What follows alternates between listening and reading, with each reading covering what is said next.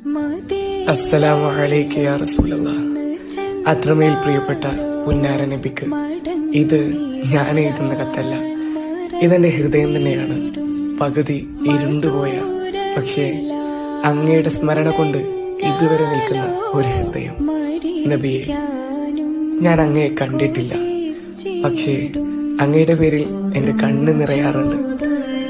അങ്ങയുടെ വേദനകളെ ഞാൻ വായിച്ചപ്പോ എന്റെ മനസ്സ് തളരുന്നുണ്ട്. ത്വായിഫിൽ അങ്ങയെ രക്തം കലർന്ന കാലുകളിൽ നടത്തിയത് ഞാൻ വായിച്ചപ്പോ അറിയാതെ കണ്ണ് നിറഞ്ഞുപോയി.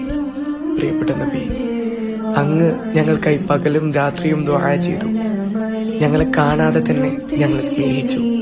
അവസാനം ഉമ്മത്തി ഉമ്മത്തി എന്ന് വിളിച്ചു കരഞ്ഞപ്പോ കൂടെ ഉണ്ടായിരുന്നെങ്കിൽ എന്ന് ആഗ്രഹിച്ചു പോകുന്നു. പക്ഷേ എനിക്ക് ലജ്ജയുണ്ട്.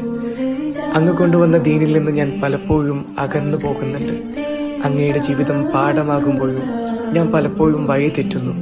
എങ്കിലും അങ്ങ് പഠിപ്പിച്ച അള്ളാഹുവിന്റെ കരുണയുടെ വാതിലുകൾ ഞാൻ ഇന്നും തേടുകയാണ്. എനിക്ക് വേണ്ടി ദുആ ചെയ്യുമോ? ഒരിക്കലെങ്കിലും ചാരത്ത് വന്ന് യാ റസൂലല്ലാഹ്, ഞാൻ ഇവിടെയുണ്ട് നബിയെ എന്ന് പറയാൻ എന്റെ കണ്ണുകളിൽ അങ്ങയെ ഒരിക്കൽ കാണാനാകുമോ?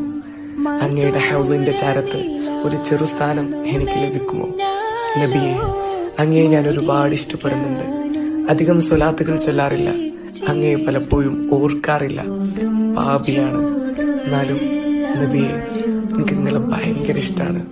എന്നെ കൈവിടരുതേ. ഒരിക്കലെങ്കിലും അങ്ങയുടെ ചാരത്ത് എത്തിക്കുമെന്ന വിശ്വാസത്തോടെ അങ്ങയുടെ ഉമ്മത്തിൽപ്പെട്ട ഒരു പാപിയായ, പക്ഷേ അങ്ങയെ വല്ലാണ്ട് ഇഷ്ടപ്പെടുന്ന ഒരു പാപി.